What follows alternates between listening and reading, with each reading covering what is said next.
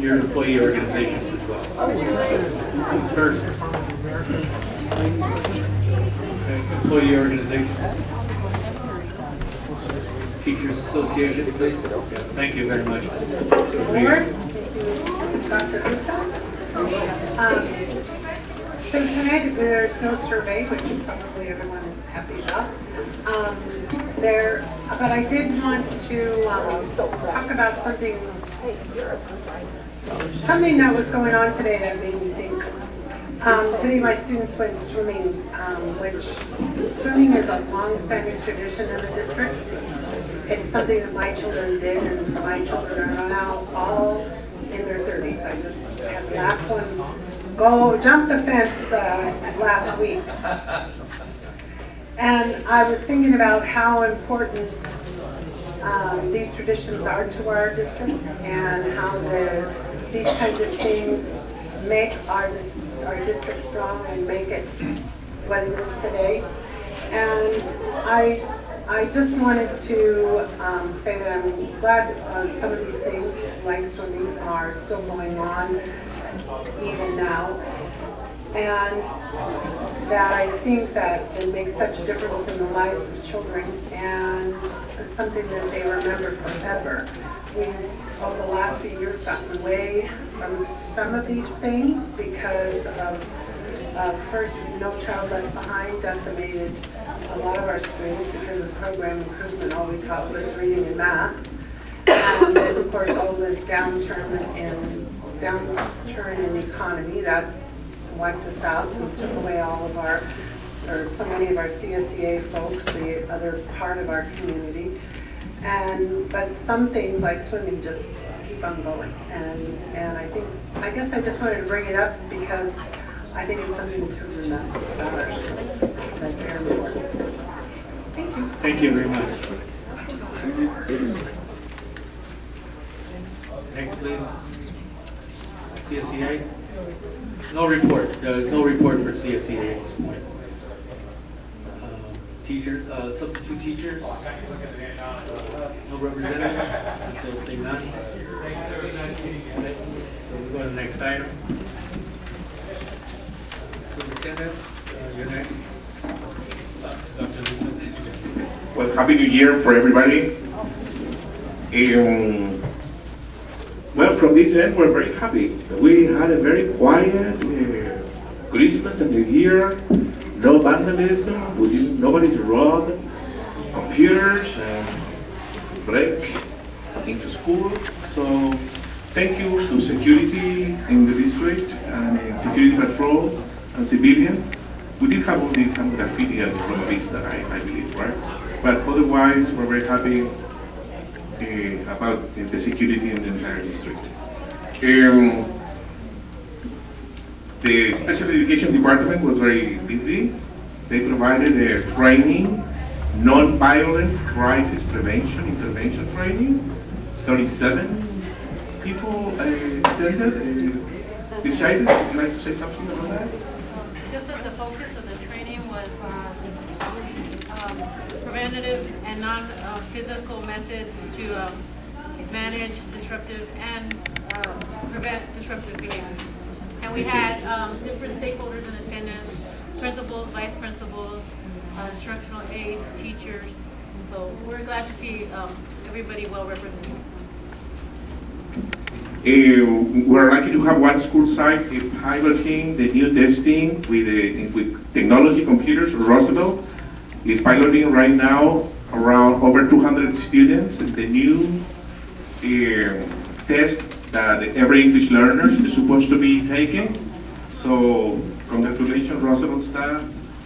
And the LCAP process revision for this year already begun. So you will be hearing timelines and meetings and voices from all the stakeholders, and the LCAP is going to be full speed this semester, the revision for the next year. Thank you, Mr. President. Next item. Board members, we'll start to my right, your left. Go ahead.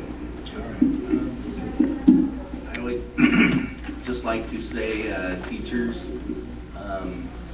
Happy New Year.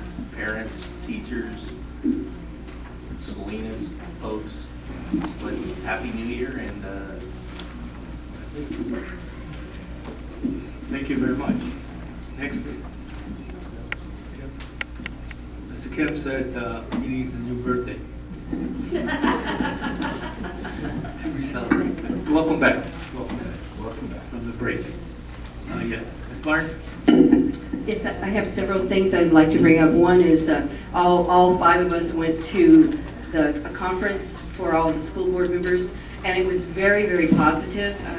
We got to spend some time together, we got to talk with one another, and we feel much stronger working as a team. We, as a keynote speaker, we had Mr. Khan from Khan Academy, which was really fascinating. The man comes in in jeans and tennis shoes and a torn t-shirt, and he's probably a billionaire. So that was interesting. And then also we had a chance to, there was another keynote speaker, Amanda Ripley. If you haven't read this book, it's highly recommended. The Smartest Kids in the World. It compares U.S. kids to other children in other countries. And the basis for this is basically Common Core. So if you haven't read it, I recommend that you do. Also, I wanted to say we had an opportunity to talk to other school districts and their trustees, and we were celebrating and commiserating about Common Core, the things that are working, the things that are not, and all of that, because everyone's having a difficult time. Visitations, I went to Mission Park, and I want to compliment Mission Park, Upper Grade. I saw what they were doing for Common Core math. They were doing an outstanding job. Lincoln, I had a chance to go to a dual immersion class and spent a couple of hours and really was impressed by what they had going. Let's see, Playworks. Playworks, I guess, is implemented in some schools, but not all. So I would like to ask administration if we can maybe have another training session or something so we have a designated person to make that work. And also, I wanted to ask Mr. Stratton if we have, there's just no play equipment. There's no balls, there's no footballs, it's really, really not okay. And so I was wondering if we maybe had $13,000 somewhere that each school could get $1,000 worth of PE equipment, or I don't know. I don't even know if that's possible, but I'm saying it out loud because I would really like to see that happen. Kids they really need it. I wanted to thank Carol and Carlos Ramos, the SCTC president, for meeting with me. We had a nice talk about different things and how we can all move forward more collaboratively. And I felt very good about it. It was very, very positive. See, there's like one more thing. Oh, as far as Baranda is concerned, I would like to ask staff to come back with a strategic plan about the new Baranda. How are we going to do it? I know you have something in the agenda today that tells us about the facilities, but when are we going to meet and how are we going to decide? And we need a plan, and we need to start moving on it if we're really going to, and we are going to have kids in the schools in the fall. That's it. Thank you. Thank you very much. And I concur with Ms. Barnes on Boronga. Not only do we need a plan, but we need input also from the community, including parents, business owners, and then of course another committee, hopefully it will be incorporated together as one, is having teachers and having staff, classified staff in those committees to give us some insight of what's going on, what's the future, and what's been passed. You can't plan without a plan. And I know that our assistant superintendent and his staff are forming those kind of formats for part of the plan so we can work toward the future for that new school. And it's going to take a long time to get a new school, because we have an old school we have to fix up to make a new school out of it.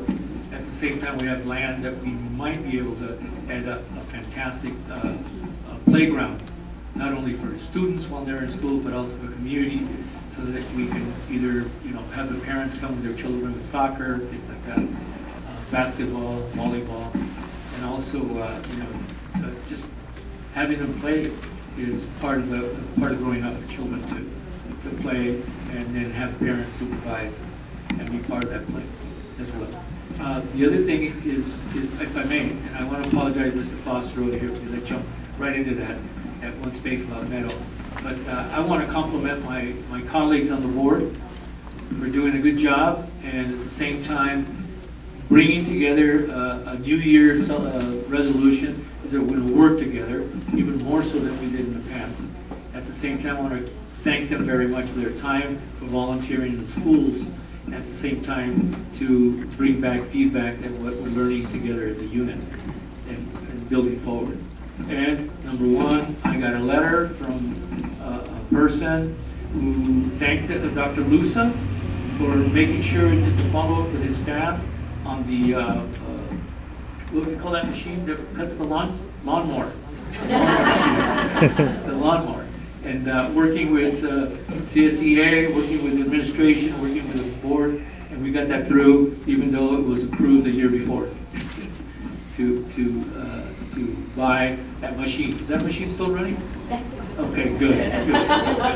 So many years it's going to run. It's a good investment, and the rest of the school district is going to get advantage of it. Take advantage of that. Okay, thank you, Mr. Foster, and thank you for letting me speak. I'd like to say something about the CSEA,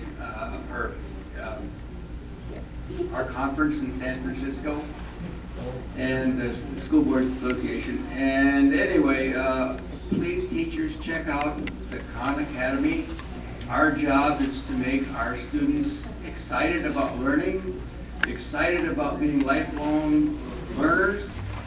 And the Khan Academy seems to have a lot of stuff that will help. The testing is different now. Now we've got computers, but since I've been in education, I started teaching in January 4th, 1960, and that's our goal. We've been trying to get the kids excited about learning, to be good readers, and if you're a good reader, you can be anything in this world. You can be a scientist, or you can be whatever. And I think the Khan Academy, it could be a great help for kids and teachers. Thank you. Thank you. Thank you very much. Ms. Barnes, final remark? I just want to say one quick thing, and I want to thank all of the people that got up to the microphone and were positive and looking at the positive things that have been happening in our district. And I would just like respectfully to ask anyone in the audience to be positive. And I mean, with constructive criticism, good. But let's try to, it's a new year. Let's all try to work together positively and cooperatively. Thank you very much. Next item. Go ahead. Individuals? Never replying to concerns. Okay, concerns. Yeah, number E. Do you have any? Don't have any? Okay, say none. Then we go to the next item. So individuals desiring to address the board. And these are items that are not on the agenda. Okay? And again, I will. I'm going to control it. Within reason. Yes, sir. Not on the agenda, please. Yeah, basically, I guess I was just going off of what you said about the positivity. Hopefully, you know, you can have somewhat of a dialogue. I just have one question. Just a little clarification as to what you stated as it coming back from closed session with a evaluation and a nationwide search for a superintendent. Can you elaborate on that at all, please? Not at this point, because we haven't made final decisions on how to do that yet. But we had a discussion on it. Okay, so you're not We're going to get sure more if you're going specific. to? We know what we're doing, and we're going to be putting down timetable, framework, things like that, as needed. Okay. Yes, Ms. Martins? I just want to add, what we were planning to do is to maybe even have a special session so that we can look at the recruitment process. We have a couple of people who have already come in and done their presentations, so we have people to look at, and we're going to expedite it as soon as possible. Okay, so emphatically, you are looking for a nationwide search for a superintendent? Okay. And I mean, I'm not, I just like you said, I'm all about positivity. So, and having the kids involved and interested. So, I appreciate that. Yeah, thank you very much. Yes, sir, may I help you? Good evening. My name is Daniel Lee, principal at University Park. First of all, I just wanted to say our sixth graders, they went off successfully to the outdoor education.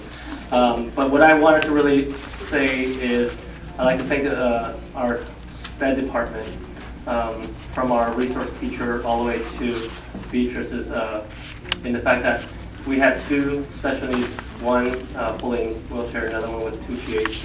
And the planning took time ahead and how supportive they were in terms of getting these children involved as well too. Unfortunately, one decided he wanted to go do water safety this week instead of going up, so he stayed behind. But our other child, she went up there and her mom's up there as well too. And so far the kids are enjoying it. Also, we have a lot of the high school teen counselors who are alumni of not only University Park, but also the science education, and they have been coming in one to the teen counselors as well too. So I'd like to thank all of them for that. So thank you. Thank you very much. That's good news. Anybody else? I don't hear anybody. See anybody? Now I do. Good evening. Again, Silvia Capuyan, Superintendent Board. I just wanted, again, in continuing to be positive here, that I really appreciate the fact that we have received so much professional development so that we can use our MacBooks, our Chromes. I know that Roosevelt got hit with a robbery. They broke in. Within a week, we had our Chromes back. Thank you. So that was quick and efficient. I know that we've had 350 teachers trained. We've had technology university. So we as teachers have to ourselves be professionally developed to keep up with Common Core. So I really appreciate all the assistance that's been given to us. Each time I call out to Lori, she's there to help me. So I do appreciate that. We've got programs at our school, Imagine Learning, that I'm still learning. And then we have Success Maker. So I really appreciate everything that's being handed down to us. Okay, thank you. Next, please. Sean Henry, parent of children in the district. I just wanted to speak a little bit about the School Accountability Report Cards. I had talked with I got a chance to talk with principal here. She's so busy. We were able to meet up here, and so she gave me some answers to a couple questions. That the School Accountability Report Cards are not quite ready yet. And I just wanted to, remind kind of the importance of that. On the website, when the switchover of all the different to the new website happened this year, none of the other School Accountability Report Cards were available. So I'm looking for the new one that's supposed to be ready by February 1st. So I just wanted to know, will that be available to every parent in the district on the website? Because there are links to PDF files that, for a lot of information per school. And I checked a couple different schools, and none of them really have it. And then there's also a whole area, if you look up School Accountability Report Cards, there's a link for it, but there's nothing about it. So there's some student information, but they're not the, the official things that every parent would get either in English or Spanish.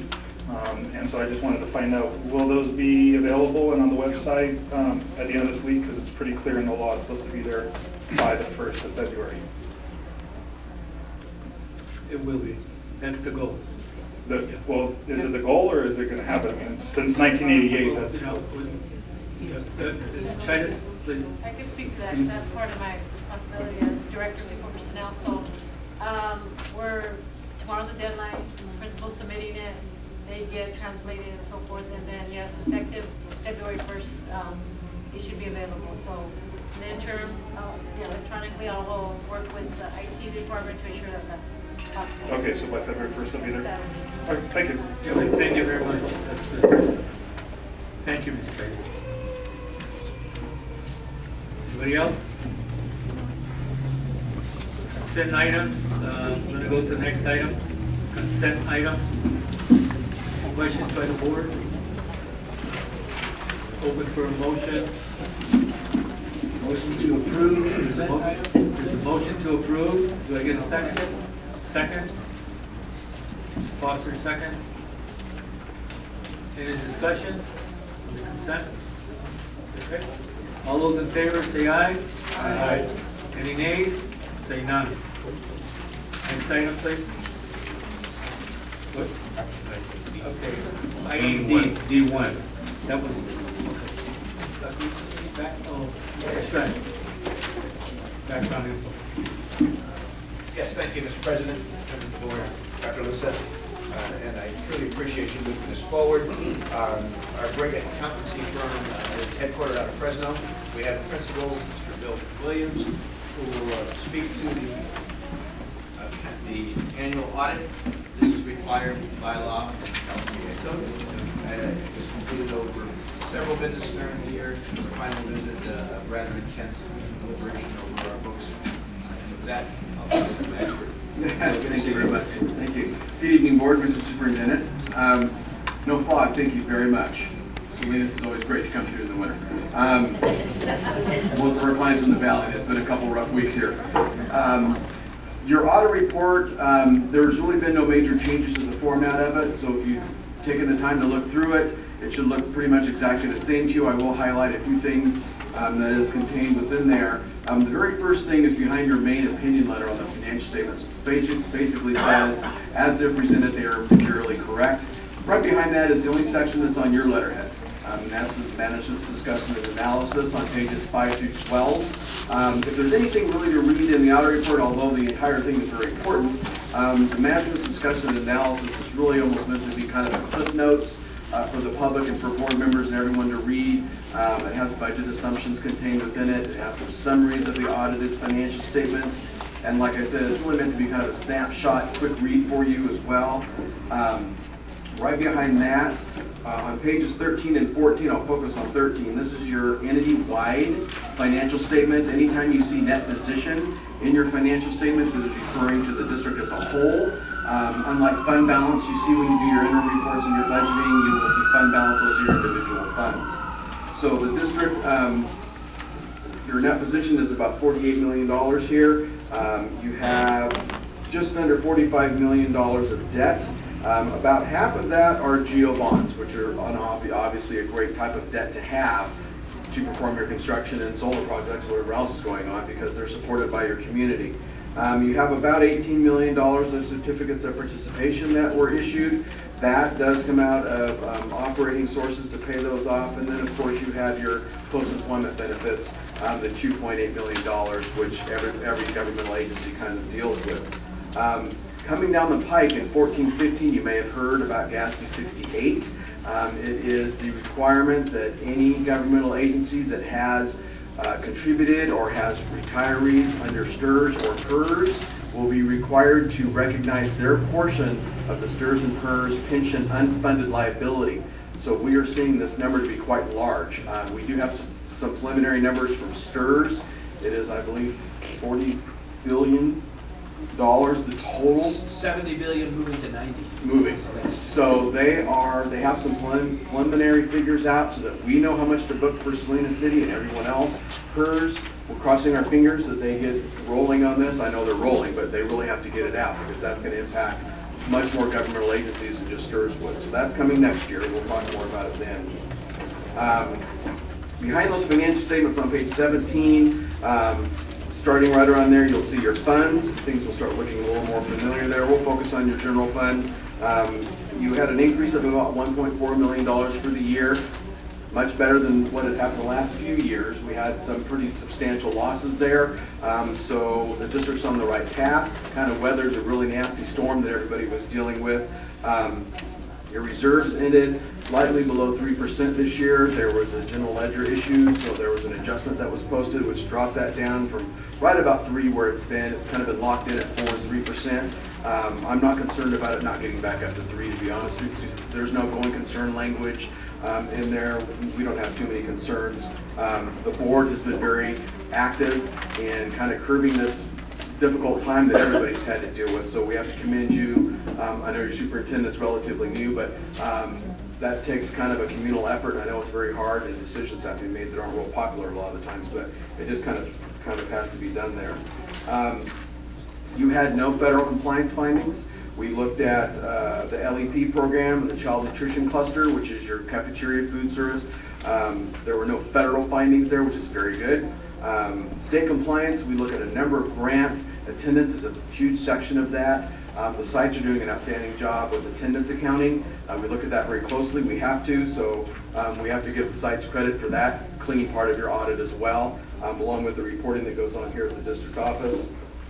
We did have a couple of management comments about some segregation of duties here in the district office, about cash collections coming in, like child development, your preschool programs and things like that. I'm just kind of splitting things up a little bit so that we're a little more comfortable with it and just kind of safeguards things a little bit more. But other than that, it was a really clean audit once again. So we have to commend Mr. Stratton and Lona and the rest of the business office are doing a very good job fighting with the general ledger conversion that no district in the county is real happy with. We had a heck of a time everywhere we went this year, so hopefully that'll just get better. That's just a huge learning curve that the whole county is dealing with. So it'll hopefully get smoother for everybody. So we want to thank them as well for working with us and having to rerun reports because we needed to see it a certain way and it was hard to get it out of that system, but they're very patient, so we really appreciate that.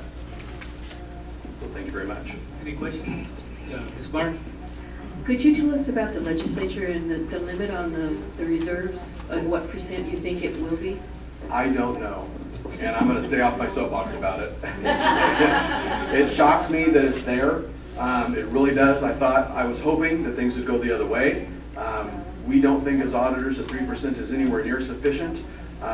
Districts that were even at 5% 5 years ago, we had a number of them that needed emergency loans. So I'm not really sure where the drive of that's coming from. We don't follow it too much until it comes out. But like I said, it just really shocks me. So I'm hoping that there's some pushback up in Sacramento to raise the bar where they're trying to set it right now.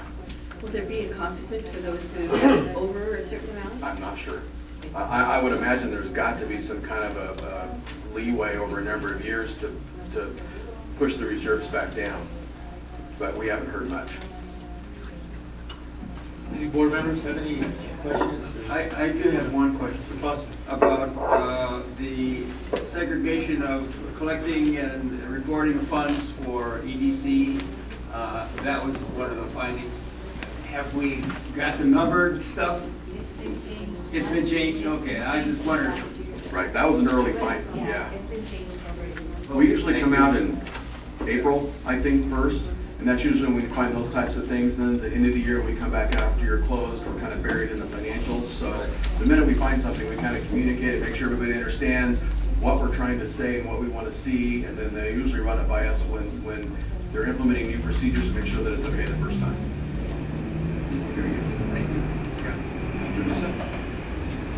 Yes, just a comment about your question, Ms. Barr. It's very clear. Across the entire state, if districts, school districts have 3% of reserve, is absolutely dangerous for the financial stability of the district. AXA has been promoted to the legislation, to the governor, to raise that minimum. But highly political, I guess it's not going to pass, but the repercussions are extremely dangerous for the district. 3% is nothing. And I caution this board, and it's something to keep in mind right up front. Thank you. Mr. Stratton, comments? This is an action item, but before we do that, I'd just like to thank Bill and his team. They've been great with us. We've had previous auditors before who come in and look and go away, but VTD is kind of a counselor to us and a consultant during the year. If we have questions or issues, they are very forthcoming. We got a bid from them, and we're in an extended period right now. They were lower than our previous folks by about $6,000, and they've just done great work. Bill, I really appreciate your professionalism. Thank you. Thank you. Any closing remarks? I'm good, thank you. Thank you very much. I'd like to move. We got an action item on the table. Do I get a motion? Yes, I'd like to move, we approve the annual audit report. Second. So move, so second. We have discussion on the item? I don't hear any, so all those in favor? Aye. Any nays? Say none. It's 5-0. Thank you very much. Have a safe trip.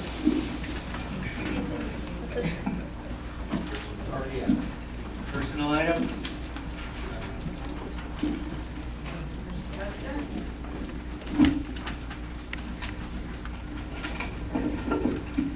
Thank you very much, Mr. President and Board. What I have tonight for you is a revision, a request for a revision of the Declaration of Need. One of the things that we are experiencing is that we have extended illness, we have permanent teachers on extended illness or maternity leave, and those absences are going past the 30 days. So we need to be able to properly credential substitutes that go into those positions. Sometimes those things happen because we don't know how long a person is going to be absent. And so when the absence goes beyond the 30 days, instead of changing substitutes, we'd like to keep the substitute in the classroom that's doing a good job. So we're asking that you approve this revision. Any questions? The item? Motion approved. There's a motion, Mr. Larson. Ms. Lee, second by Ms. Barnes. Discussion, please. Okay. Saying none. All those in favor? Aye. Aye. Any nays? Say none. 5-0 again. Thank you. Next item. The next item I have is for a provisional internship permit. This is for an individual employee, Sarah Lido, who has been substituting in a classroom of an employee on an extended illness. We anticipate that the extended illness may go for the entire year. The person has accumulated sick leave, which they use during that absence, and so the position is not vacant. And we have a substitute who is committed to remaining with those children, even though she will continue to be paid as a substitute, not a contracted teacher. So I'm really asking that the board approve this provisional internship permit. I think it's the best thing for the classroom, and the principal also supports Sarah Lido in this position. Any questions? Well, I'll move we approve the permit. Motion, Mr. Foster, second. Okay, Mr. Larson, there's a second on that. Any discussion? We need it. All those in favor? Aye. Aye. Thank you very much. Go for it, yeah. All the support we can get.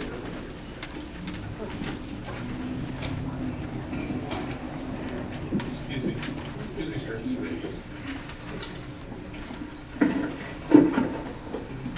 Okay, Al. Okay, Dr. Staff.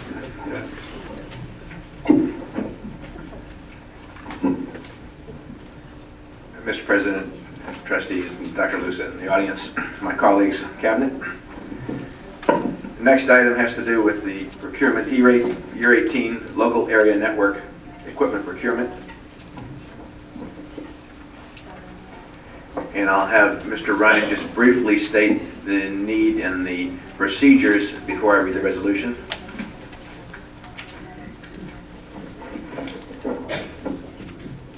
So, before you tonight, we have a resolution that on an annual basis needs to be approved if we use this method that's being proposed for our E-rate acquisition of material.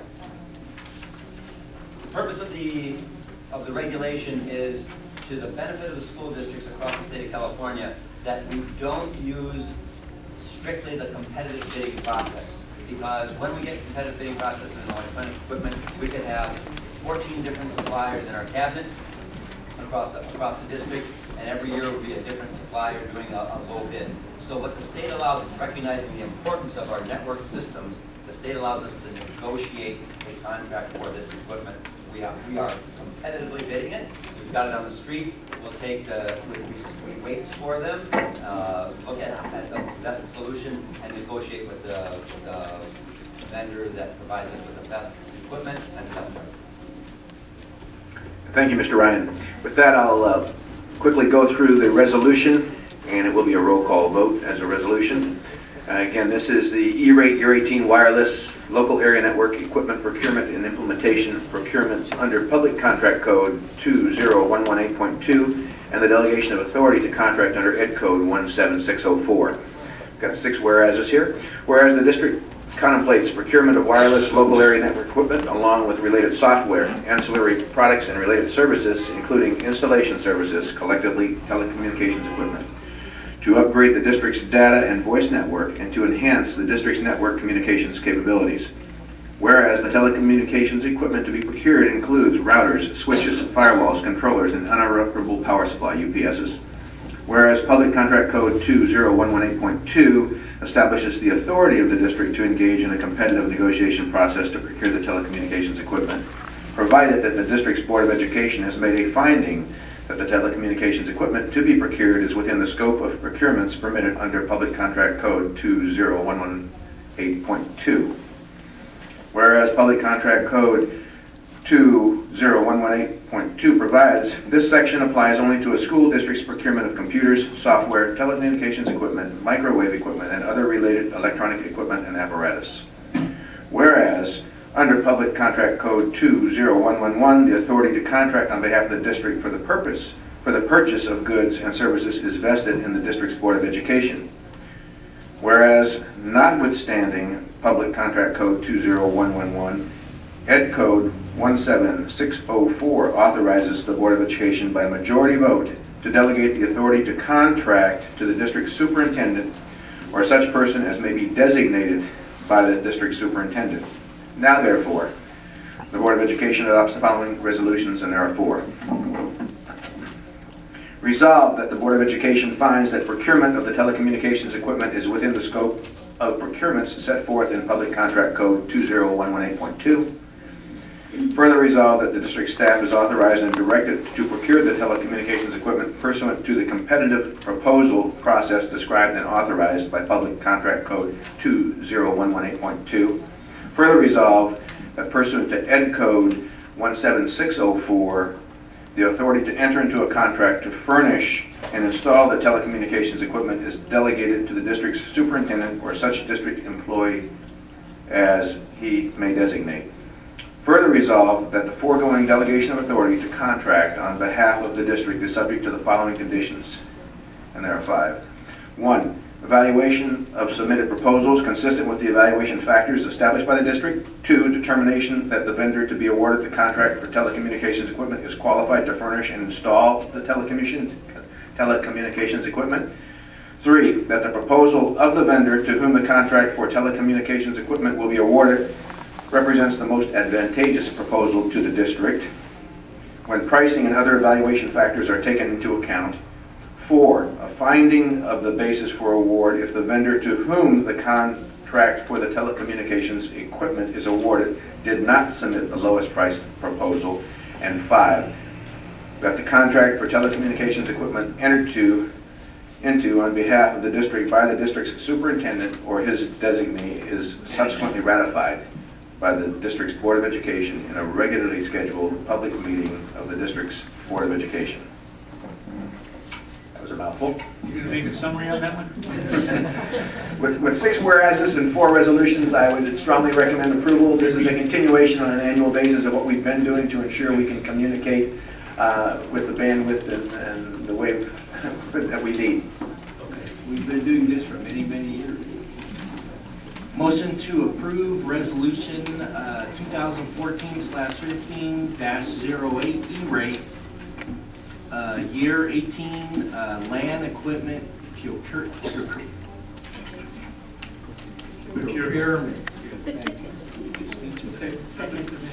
There's a motion on the floor, and a second. Roll call vote. Mr. Garcia? Yes. Mr. Hoffman? Yes. Mr. Kim? Mr. Larissa? Aye. Ms. Barnes? 5-0. advise you again. Good job. Thank you very much. I'll stand by if you'd like to continue. Mr. President. Go ahead. Our next item is the Phase 1 facilities improvements for Baranda School. This is an action item. If you'll recall, 2 months ago, we brought to you for information a look at our old Baranda campus, the Baranda Community School, and in a phased operation, what it would take to reopen that campus. And this is the facilities part of the package, and you've already addressed the need for a strategic plan to implement that should we move forward. We did 2 phases in the operation, and phase 1 would provide for the administrative facilities, the support facilities, and 16 classrooms. Phase 2 would be the out-year building to expand and improve the remaining classrooms to have a full school capable of 500 to 600 students again. Phase 1 would get us operational, should you approve it, by next August. The reason we bring this to you now, if you think it might be the cart before the horse versus the strategic plan, is that it takes time to, after approval, to let contracts, to do the final design, and it needs to be done now. So what it does is it provides those facilities I just mentioned: administrative support, 16 classrooms, the platform itself. It includes some good upgrades. It continues upgrades that we have made in our lease to Monterey County Office of Education. The price tag may seem high at $525,000. The truth is, for the amount of work we've identified, we're very comfortable that that is a very, very good number, and we may well save funds as we move forward. The sourcing of the funding comes from a couple of different pots. Number 1, deferred maintenance. We'll continue to do the deferred maintenance to get it undeferred.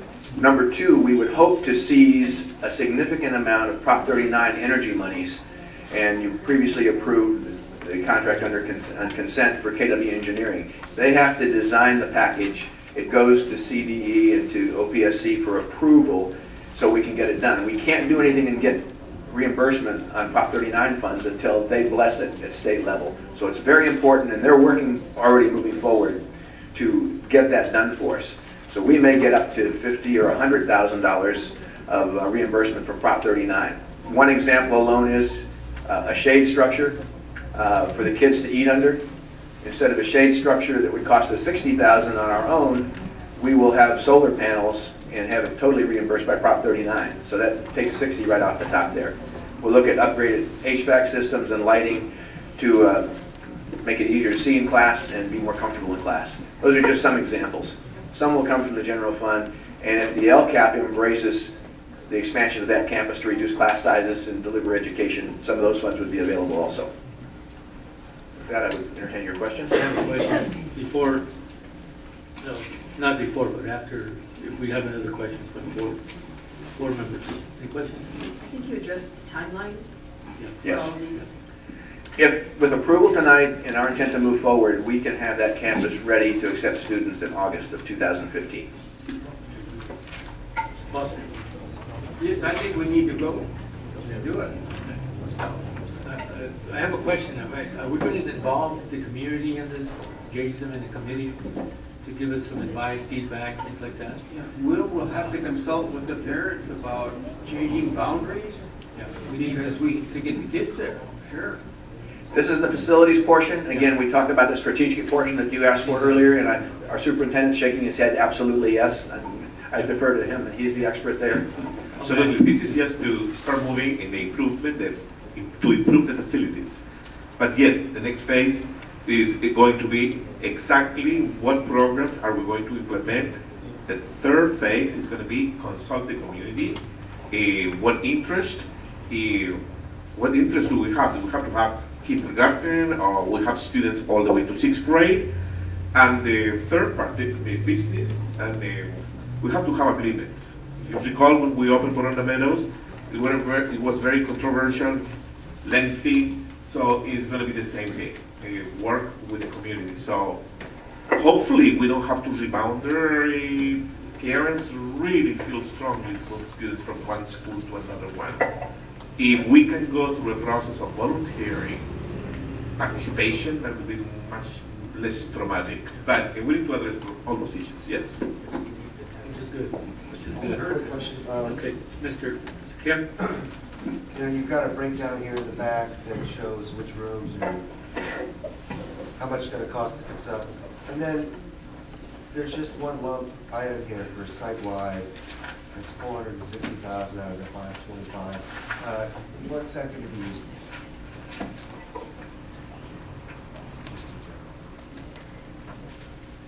That's the, okay, Mr. Ryan, you want to comment on that one? It's 460 in phase 1 and then another 93 in phase 2. Right, that is. That's the retirement, go ahead. That's the. I'm looking at the numbers, that's not the total above that. So there's a detailed sheet that indicates everything that goes on across the phase 1 project. It's not included on this particular sheet, but we can definitely provide that. It's each one of the individual activities that has to occur other than the $1,275 that you see on each one of the lines above there. So there are additional details for the site-wide that happen across the site. One of them is the $225,000 to bring the network up to current standard. So that's considered site-wide. There will be some painting, paving, ADA ramps, that type of activity that's going to also occur that will generate contracted work to get for district work to get the job done. So that is a lump sum of all of the individual activities that occur across the site. For each one of those numbers, next values in phase 1 for a room, that's what's going to happen inside that classroom. It's basically an LCD projector, screens, furniture. Then when we go across the site and do everything that happens across phase 1, it's a total of $460,000 in that It just detail. looks like more than 525,000. 460 plus 50 plus 59 plus 9. I mean, if you add them up, it's over. Yeah. It's a little bit off. The thing is, they're going to begin only with 16 classrooms. They're going to begin the phase 1 for 16. So this is phase 1 of phase 1. I'm going to pull my spreadsheet right now. That's what happened in more detail here, because we had it 2 months ago in great detail. The lion's share is the infrastructure upgrade at $225,000. In that lump sum is flooring. We went through every classroom and identified what floors need to be replaced, which ones don't need to be replaced. There's some HVAC, and some of that will be recaptured from Prop 39 funds, pending approval of the plan KW Engineering is working for us. I'll go back and get an additional copy of the preliminary numbers that we had in November to make sure you all have them again. Any other questions? Ideas? Motion to approve. Motion on the, almost a motion. Mr. Larson. I'll second. Mr. Blue, second, Mr. Foster. Discussion? Okay. Calling for the vote. All those in favor? Aye. Aye. 5-0. No, no? Say no. Next item. Personnel.